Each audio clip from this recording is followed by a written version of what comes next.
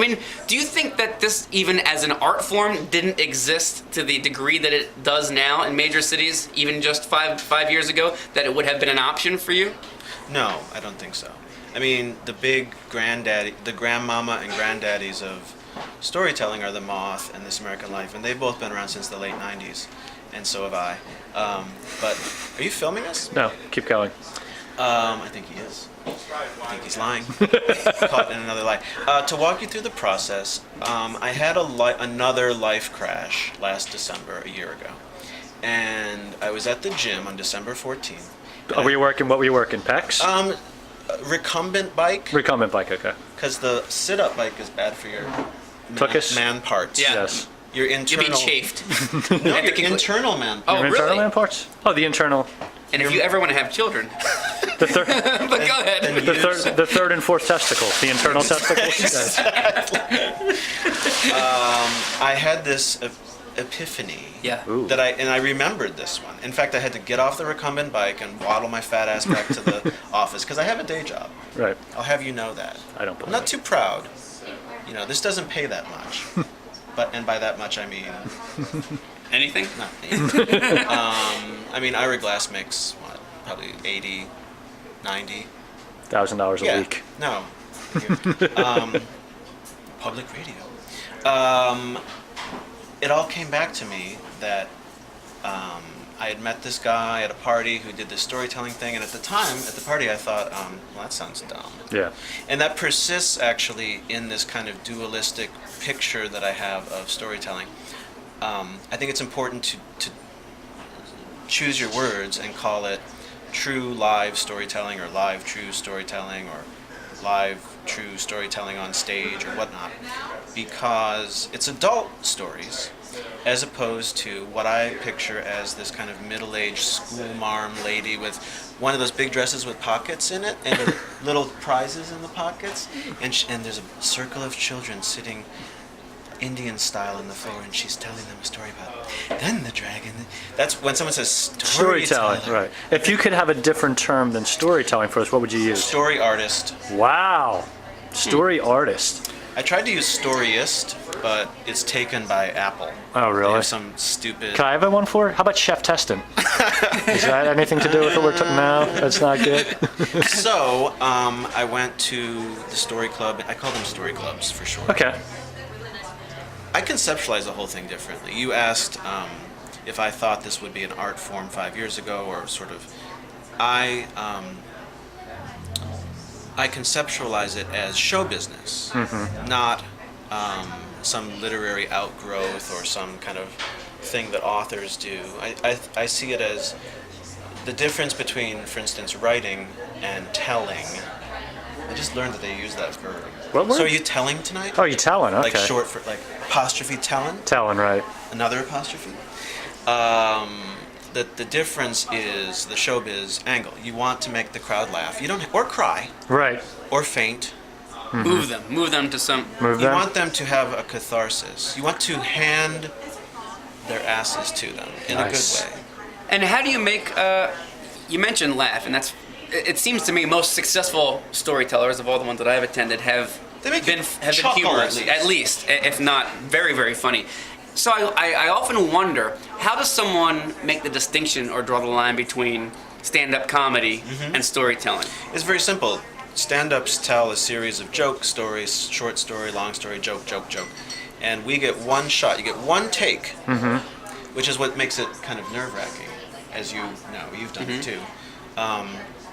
People say, do you have stage fright? Well, no, like, I don't care what the audience thinks. No? No, they're the I'm sorry. enemy. Oh, so you're like more of a like jock mentality, like you're out there It's my to sport. sport. Okay. What I'm afraid of is the one take aspect. Okay. I just said it 'cause I'm not really sure what you mean. You get one take with your story. You can't back up and start over, Oh, okay. right? I'm sure. I mean, stand-ups can't either. Stand-ups can easily seg from a bad joke and kind of fudge their way into the setup for the next one and win again. Whereas you're saying, if you fudge on your big, Flub. you flub, No, I mean fudge. Like you sometimes eat during your thing, and fudge comes out of your mouth. It's emotional eating. Rookie mistake. Rookie mistake. No, I'm saying so if you mess up, and now I'm not going to call it the punchline, but what do you call it? Like what you work up to? I call it the payoff. The payoff. There you go. Excellent. And every story has to pay off. And one distinction, of course, of the ones that we have attended here in Philadelphia, thanks to first person story slams, Love. is they are thematic. So a stand-up comedian, while they could have a very short set on an amateur night, you could have a 5-minute set very similar to the time that they have up here. They have to come up with that story, and it's particular and specific to that evening. Whereas I think in stand-up comedy you have an act, or it could even be one long story, but Tight five. you can use Tight it over five, and over there you again. go. I need to get a tight five. You know what I mean? And I mean stand up. I know what you mean. Go on. So I'm just saying, one of the distinctions, I guess, would be the fact that you have to come up with something that would fall into the into the evening's theme. I think stand-ups are more interactive with the audience too. Have you ever seen a teller engage the audience? Like high five him before he goes on. Story a artist. story artist? Like stalking the stage, like Dane Cook, where you would just literally Your run up. favorite comedian? Yeah, you'd high five everybody like this, and then you start, and then you'd ask, "Hey, how's everybody doing tonight?" I prefer to be angry at them and declare war and see who's going to win. I'm more Like you of do on Facebook. Yeah. I like to heckle the crowd because I hate them. You go in there even if you see familiar faces of people you love in the audience, and them looking at you like, I can't wait to hear it. You lost me already. Love. No, I'm actually kind of a ham and kind of a baby. A ham baby? I just gave one of those to my daughter for Christmas. She hated it. I actually do become emotional because a lot of us people in showbiz. I got plenty of love as a kid, so I'm not sure why I'm doing this actually. Because you get a lot of really good performers who missed that love, and so they get it from an audience every night, and then they go home and sleep alone. Right. I got that part covered. Don't worry about it. But I start to plug into the applause becomes love. Right. And I say things like, I love you so bleeping much right now. And it just comes out. It's not You're premeditated. being a really good audience and you're making me fall in love with you. And I blow them kisses. And then I start making out with them. Wow. Yeah. Tongue right away to the whole audience? Yes. Wow. Keeping his camera on all night. What are you going to do with this? With this video? Yeah. Is that a big thing? We'll see. We'll Donate see. it to this We'll see how place. good the lighting is on both of you. So, next question. Keep them coming. Where do you see the logical progression of, sadly nothing can stay in its pure state. So if storytelling right now is in like these intimate rooms, could it ever go to a bigger venue or a different venue where you'd have more people, or would it lose? And could it? Yeah. And could it? Because I don't think it Yeah. really. I just did a show in Baltimore. They filled a 250-seat theater 8 times in a row with different shows. That's awesome. In Baltimore. But they don't have Love culture them. in Baltimore. Well, apparently they do. Really? They've got DC. Was it Edgar Allan Poe night every night where you had to tell a story about? It's really interesting. I mean, you have people organizing these events and have the luxury of actually populating the event with It's called curating. curating. Ew. Totally. But like to be able to say like, okay, I'm going to open the doors, I'm going to organize it, but then you're going to come in, you're bringing the content. It Yes. is your job Yes. as BYO. a paying customer to also bring the content. Bring your own content. Please don't Yeah. bring 'em shows. They're called in Well- the comedy biz. Are they? Bring 'em, yeah. Bring them? You literally they'll be like, we'll give you opening middle slot on a Tuesday night, but it's a bringer show. They call them bringer, and you have to make sure you bring like 10 people. Oh. Yeah, and then you'll see like some comedians literally out on the street corner before a show with like flyers. Come on in, see my show. Big names? No, of course not. Yeah, Seinfeld. That's what he's doing right now. Well, don't you find, what's interesting to me, in DC and all the East Coast cities that aren't New York, they charge sometimes a lot. Like this show that shall remain nameless that I was in Okay. recently was $23. For like me to come in and see you guys? Yeah, for you, Jeff Lyons. Outrageous. I'm not paying that. No. I got in free though. Did you dress up like a Like a bellhop? Oh, like a witch. And then sometimes they charge 12 or 15, or like the Fringe Festival. Can I just get back to witches? Have an easy time getting in places. Talk about that. Whereas in New York, Right. you can see famous people, you can see pros for free or $5 or $7. Just the test. And it's kind of counterintuitive. I'm not sure what's Is it going on with registering my that. voice? Right. But when I start having my own shows, Shrake shows, Right. Do you have a name? Have you envisioned a name for your own SM show? Shrake and the Shrakettes The room. review. So why don't you adjust the headphone? Ooh, mic practice. Mics are the bane of my No, existence. first. That's You know what'd be actually good? one of the cool words. Just throwing it out there. I'm spitballing, as they say. Spit it. Get a new kind of, think of a new clientele. Get a new face, because I'm so tired of looking at yours right now. No, like stoners, and you could call it Shrake and Bake. And basically, I'm just horrible. The word name, the word, I'm not going to say name, the word Shrake Yeah. is so versatile. Doesn't it mean like terror in German? Yes, it means fear. All appropriate. I don't think so. Oh. I'm a pussycat. But let's talk about the Well, theme. yeah.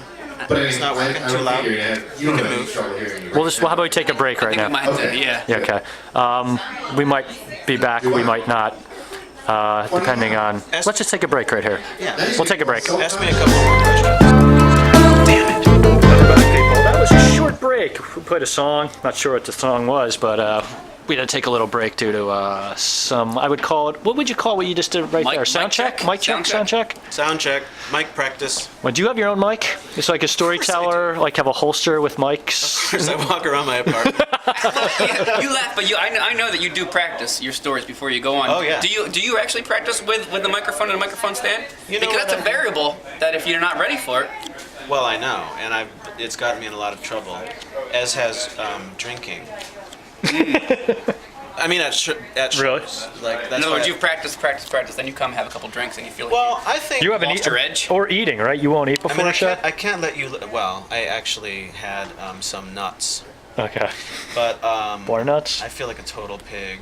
I have to go. I'll be right back. But no, about rehearsing, I think it's important either if you're an amateur, which I am, but if you're new to this storytelling game and you want to just get up there for the first time, like those paying customers, Right.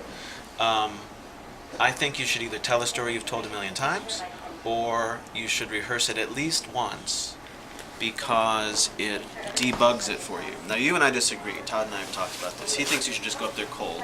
I don't know about cold, but You I should will have an say idea. I will just say that some people that I have seen, and I'm sure this will be the case tonight, seem too rehearsed. It's too polished. It's squeaky clean to the point where like their faces, their body movements seem rehearsed. The exact wording. It almost seems like they're doing a monologue. Yeah. And I think that's a very different type of thing than They storytelling. belong somewhere else, right? Yeah, I mean, even if it's a monologue that they wrote and that is true, I still feel like it's just it kind of it feels false. It just feels insincere to me. It's all about hitting the mark in the middle. Namely, you don't want it to be someone who's had too many drinks and stands up and tells you. It's always like sex or excrement or Yeah. drinking. But they're very popular. They're usually the winners here in Philadelphia. So do you hate when you hear, and I was so wasted that. Right, and like That's a bad. that's the payoff. Oh, That's how drunk I was. well, there's no way I'm going up tonight then. So there's that at the low end of the spectrum, and then you've got people who just have a natural gift. Like, Scott, I think you have a gift. oh, Yeah. thank you. Right. You don't have to say that. I got a question for you, Yeah. Scott. SM or Scott? I don't know what they're. Here's Scott. the deal on that. Yeah. It's like a writer's name. It's like Right. a nom de plume. All right, I gotcha. But I'm sure his friends, if J.D. Salinger had any friends, they didn't call him J.D. They called him Jack. Or Is there? So we can call you Scott. you call me Scott. but Everyone can the call me marquee will call you SM. Yes, in writing it'll be SM with no periods because it's like I'm providing a service. All right, let me get to my. So, is there anybody who? Is it? You said you're an amateur. Would you consider anybody like in the big leagues of storytelling Sure. right now? Like, You give us a few examples. you got your Burbigs. He's in the Burbigs. Oh, okay, right. There you go. right? So that's in fact, he's one of the few people that has monetized this properly. right.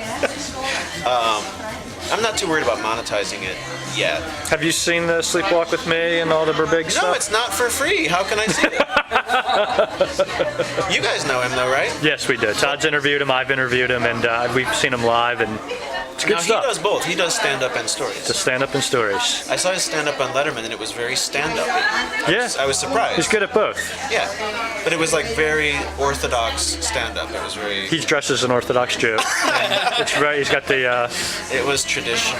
traditional. Well, you're right. He does very traditional.